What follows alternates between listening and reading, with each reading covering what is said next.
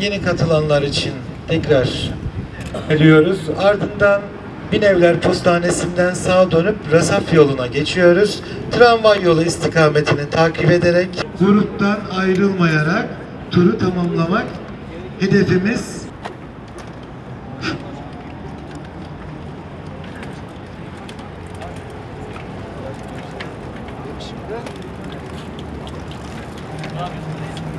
Yavaş yavaş.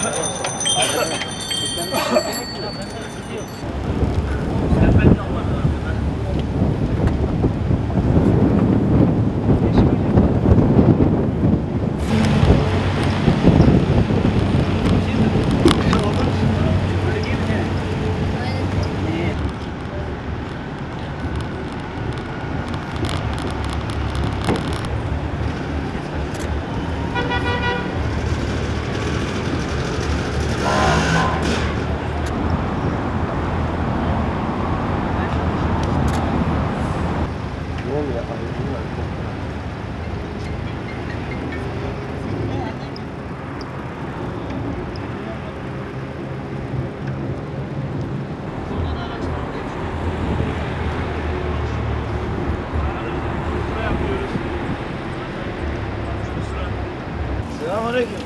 Selam. Gel bisiklete binelim. Eyvallah. Sağlıklı yaşam için mutlaka spor yapmamız gerekiyor. Biz de cumartesi günleri halkımızla birlikte Kavaklık'ta yürüyüş, pazar günleri de Demokrasi Meydanı'ndan başlayarak şehir içerisinde bisiklet turu yapıyoruz. Böylelikle her türlü sporu yaparak sağlıklı bir yaşam için, kaliteli bir yaşam sürmek için vatandaşlarımızı da spor yapmaya davet ediyoruz. Herkes bisikletini alıp pazar günü Demokrasi Meydanı'na gelsin. Birlikte bisiklet turu yapalım.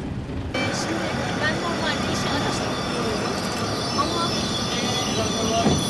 pazar günü bisiklet turlarına katılıyorum ve anladım ki hem zaman açısından hem sağlık açısından hem de cep açısından araçları bırakıp bisikletlerle işe gidip gelmek, normal alışverişimizi yapmak daha iyi oluyor.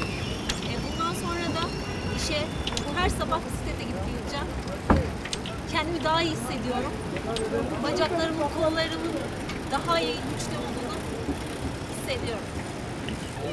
Keşke bu etkinliklerin sayısı haftadan haftaya artsa. Aynı zamanda da katılımcıların da daha fazlası olmasını her zaman yeğliyoruz açıkçası. Çünkü ekip oldukça güzel, daha keyifli. Tüm Antep halkını da dilerim gelecek bisiklet etkinliklerine katılımlarını istiyoruz, davet ediyoruz onları. Çok teşekkür ederim. Sol ayak üzerinde Sol ayak üzerine çöküyoruz. Evet, diğer ayak bu kez. Yine ayak tabanlarımız yere değecek. Bileklerin büküldü. Burada nefesimizi kontrol ediyoruz. ayakları sallıyoruz.